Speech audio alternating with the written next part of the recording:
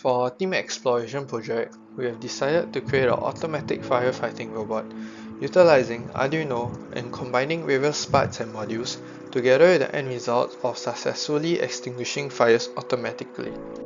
SCDF reported 80 fire injuries in the year 2024. These injuries occur due to unforeseeable situations which put firefighters into close proximities to a fire.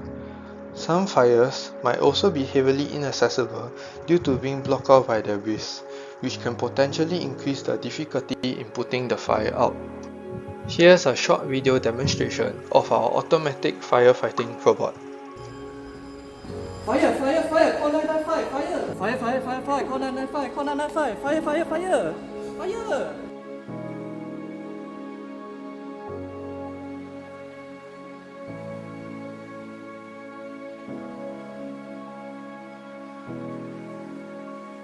This is a 360-degree view of our firefighting robot.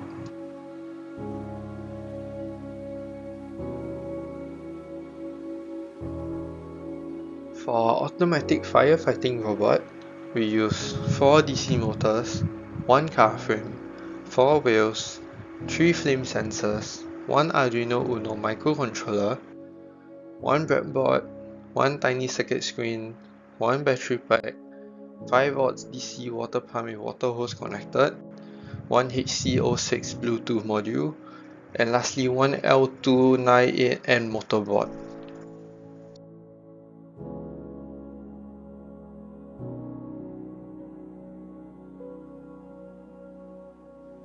This is our team members from left to right: Aiden, Kai Jie, Lucas, Hong Wei, Zhang Hui, and lastly Daniel, who was seen earlier.